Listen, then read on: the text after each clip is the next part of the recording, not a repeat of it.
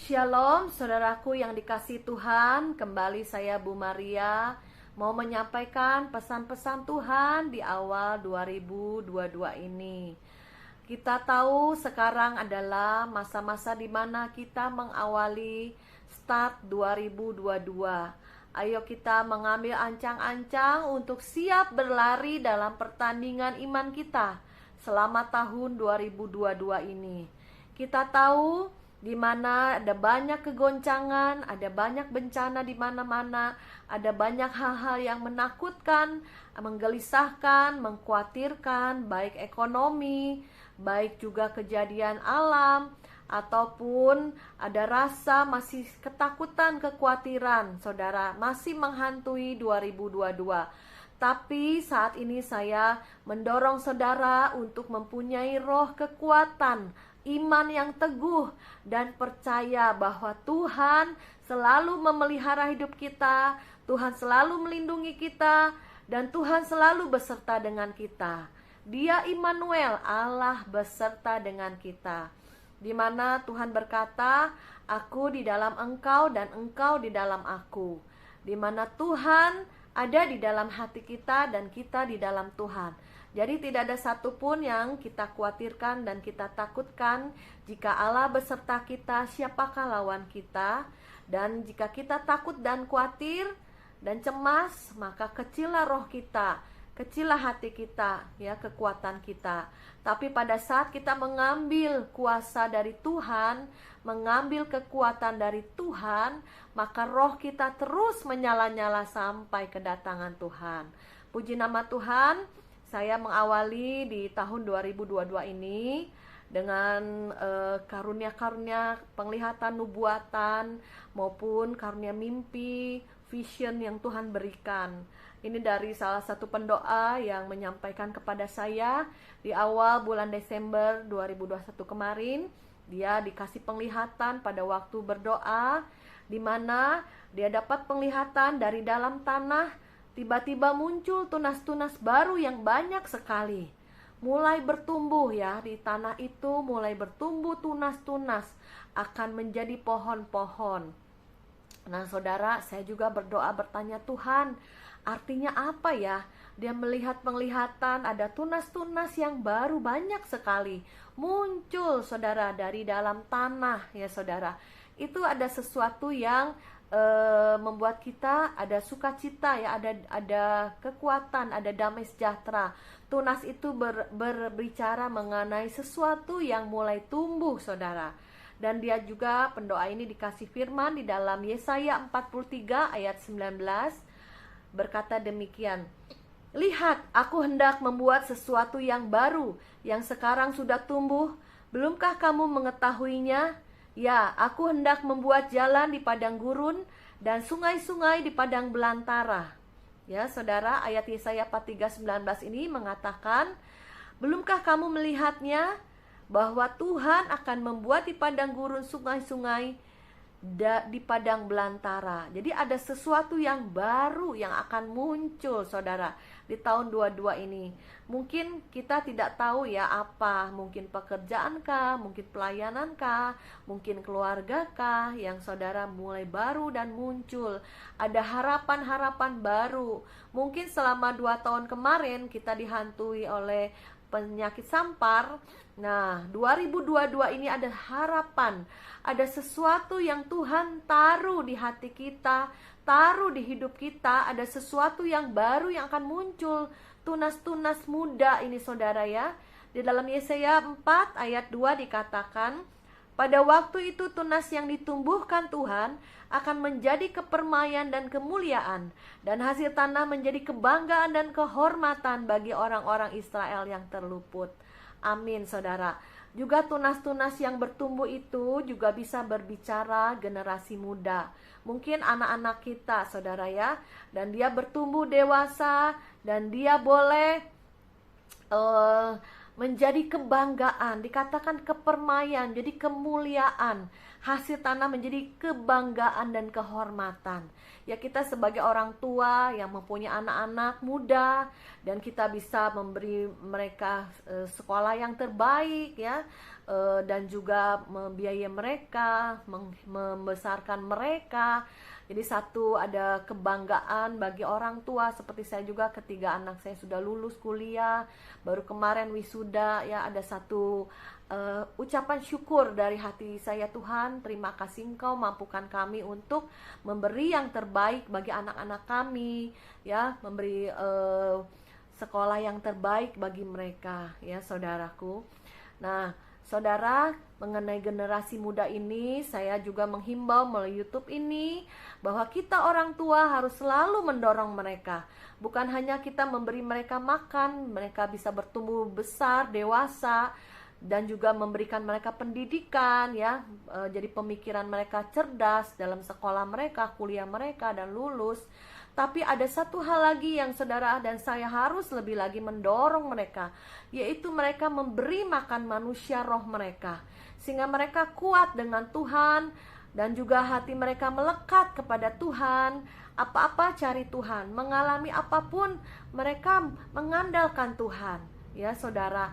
Itulah saudara, kita di akhir zaman ini jangan dibiarkan ya. Seperti ada salah satu subscriber dari Surabaya ya, dia konseling sama saya, Cimaria, gimana nih anak saya punya anak tunggal ya. Dan juga dia akhirnya mengetahui bahwa anaknya ini mempunyai pergaulan yang tidak benar, saudara. Dia ada pergaulan dengan orang-orang yang homoseksual. Dia baru tahu. Dan dia juga menangis ya, mengadu ke Tuhan gimana. Dia juga ada ikut doa ya, maksudnya mamanya ini ada kelompok doanya di Surabaya. Ya berdoa aja, saya bilang kalau bisa segera diputuskan hubungan-hubungan yang tidak benar, tidak wajar. Karena akhir zaman ini ada banyak sekali akses-akses yang melalui media, seolah-olah homoseks LGBT itu dibenarkan. Oh, itu ada kelainan genetik ya. Bukan, kalau menurut Tuhan itu dosa adalah dosa ya. Dosa Sodom dan Gomora itu dari kota Sodom. Jadi dari awal katanya sodomi ya, Sodom, saudara. Itu dosa, bukan kelainan genetik, bukan hal-hal yang wajar, enggak, itu tidak wajar, saudara. Karena dosa akarnya dari kuasa kegelapan iblis, saudara. Ya, kalau mempunyai anak seperti itu, langsung kita cabut mereka dari lingkungan yang tidak baik, tidak benar. Kita cabut langsung, kita pisahkan ya dengan teman-teman yang sesama LGBT. Itu menular, saudara. Karena di ayat Amsal dikatakan pergaulan yang buruk merusak kebiasaan yang baik. Anak kita yang dari baik-baik jadi rusak karena mereka masuk dalam lingkungan yang salah, saudara. Padahal dia bilang dari kecil melayani Tuhan, ke gereja rajin, tapi setelah remaja, dewasa, dia mempunyai pergaulan yang salah, ketemu dengan lingkungan yang tidak benar, saudara. Karena kurang apa? Kurang didikan orang tuanya, saudara ya. Jadi pada akhir zaman ini banyak sekali iblis berusaha untuk mencuri, membunuh, membinasakan anak-anak muda. Ayo saya menginspirasi anak-anak ya, anak-anak muda khususnya. Saya juga ada persekutuan doa dan ada ibu-ibunya, saya tanyain, kamu punya anak-anak muda umur berapa? Umur sekian, ada yang 12, 13, 17. Saya bilang, udah pada dibaptis air belum? Belum. Jangan dibiarkan, ayo mereka baptis air. Di atas 12 tahun mereka dituntun untuk terima baptisan air. Mereka dikasih dulu firman, dikasih dulu pelajaran tentang arti baptisan. Ya, mungkin mereka sekarang di rumah ya, kagak ke gereja ya. Di rumah main game terus, makan tidur game. Mungkin sekolahnya online juga. Ayo, jangan biarkan terlena oleh dunia ini dan terhilang. Dorong, doakan, cari Tuhan, kenal Tuhan, ada aktivitas yang membangun, dan juga mereka dituntun untuk terima baptisan air. Saya berapa hari lalu juga ada beberapa anak-anak muda, ayo dibaptis. Mereka boleh menjadi milik Kristus, ada meterai Tuhan. Pada saat dibaptis itu ada meterai Tuhan, cap milik Tuhan. Ini milik Tuhan, anak-anak kita serahkan untuk menjadi milik Tuhan. Mereka dituntun terima baptisan air, saudara. Jangan dibiarkan. Saya kadang susah hati juga ya. Ada juga satu teman lain ya, dari teman saya kasih tahu, Cimaria, dia itu anaknya udah umur 27 tahun ya. Kemudian dia pacaran dengan tidak seiman, dan kemudian mau nikah. Mamanya ya nggak setuju lah, mamanya bener-bener cinta Tuhan saudara, tapi sibuk oleh pekerjaan, uang, kerja pulang malam saudara. Akhirnya anaknya sampai 27 tahun tidak pernah dididik atau untuk diajar firman, atau untuk diserahkan ke Tuhan, atau untuk dituntun menerima baptisan air, baptisan pertobatan saudara. Ya sekarang udah terlanjur saudara. Saya bilang umur 27 tuh udah harus salah begitu, dibiarkan anak, jangan dibiarkan. Umur 12 tahun udah tuntun terima baptisan air.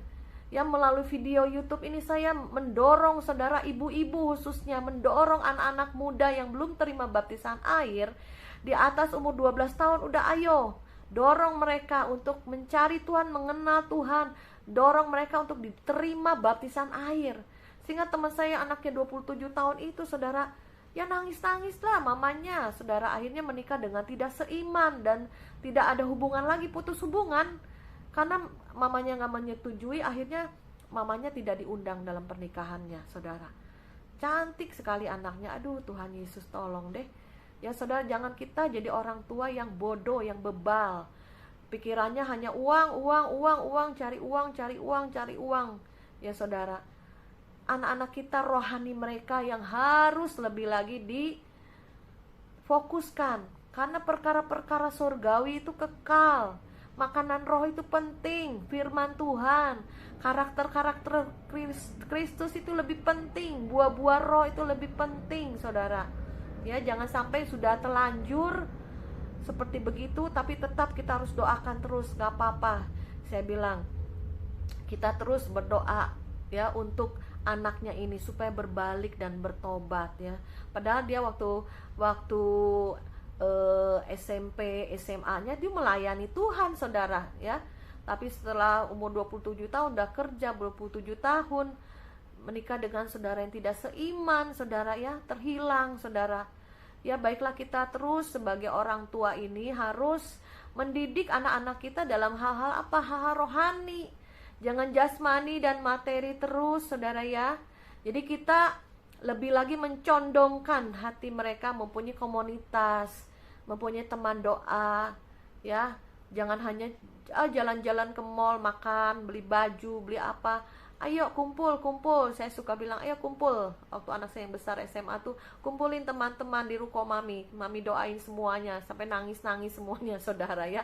Biar mereka mengalami jamahan Tuhan, lawatan Tuhan. Itu akan menuntun mereka masa depan mereka. Ya, pernah suatu kali saya dapat mimpi penglihatan di mana saya waktu itu melayani satu gereja. Pas saya membawakan firman itu, saya lihat bangku-bangku tidak banyak yang kosong. Orang-orang tua itu banyak yang pulang, banyak yang meninggal. Suatu hari generasi tua itu pulang saudara, dan tinggal generasi muda. Tapi kalau generasi mudanya tidak kuat imannya, generasi mudanya tidak kita didik benar-benar di dalam roh, mereka juga akan terhilang. Tapi dalam mimpi itu saudara tahu, walaupun saya berdiri di atas mimbar membawa firman, yang duduk banyak orang tua tapi tidak banyak, tapi saya lihat waktu ke belakang halaman itu ada satu ruangan besar, itu anak-anak muda masuk ke ruangan itu banyak sekali. Dalam mimpi itu saya senang sekali saudara. Waduh, anak muda ini on fire with Jesus. Mereka ada semangat, antusias untuk beribadah, untuk menyembah. Mereka untuk datang kepada Yesus. Wah, dalam hati saya dalam mimpi itu next generation, generasi muda yang akan menuntaskan akhir zaman ini.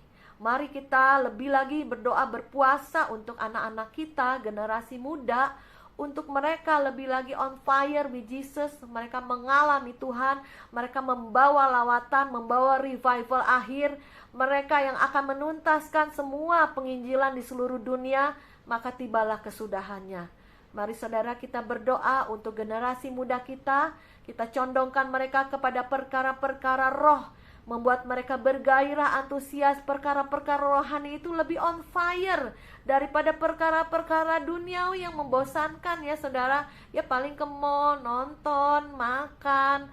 Ya saudara, Mari kita condongkan mereka untuk perkara-perkara Tuhan ya. Mari kita berdoa untuk mereka.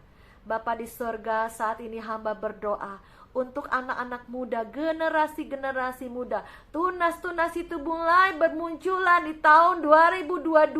Kami generasi tua ini boleh membawa mereka, mendoakan mereka, dan juga boleh mengimpartasikan kuasa urapan dari Tuhan di dalam nama Yesus.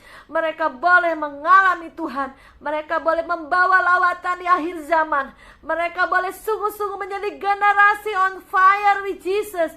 Mereka boleh bawa lawatan, boleh membawa jiwa-jiwa kepada Tuhan, kepada anak-anak muda yang lain. Tuhan, mari Tuhan, kami tarik mereka lewat doa kami. Segala kuasa-kuasa roh jatuh iblis, segala ikatan-ikatan dosa, ikatan-ikatan kutuk-kutuk generasi di dalam nama Yesus, kami patahkan, kami hancurkan dari anak-anak kami. Di dalam nama Yesus Kristus, biarlah mereka menjadi generasi yang menyala-nyala, generasi yang on fire with Jesus, generasi yang membawa revival, generasi yang membawa lawatan, generasi di mana Tuhan akan datang kedua kalinya. Di tangan mereka lah mereka akan melakukan mujizat-mujizat yang besar dan ajaib. Di tangan mereka lah membagi dan memberi. Di tangan mereka lah akan membawa Tuhan, keselamatan bagi jiwa-jiwa di sekeliling mereka. Terima kasih Tuhan, terima kasih Yesus, terima kasih Roh Kudus. Biarlah tunas-tunas muda yang baru ini, generasi-generasi yang baru ini bermunculan di tahun 2022 di dalam nama Yesus. Kami mengucap syukur dan berdoa. Haleluya. Amin.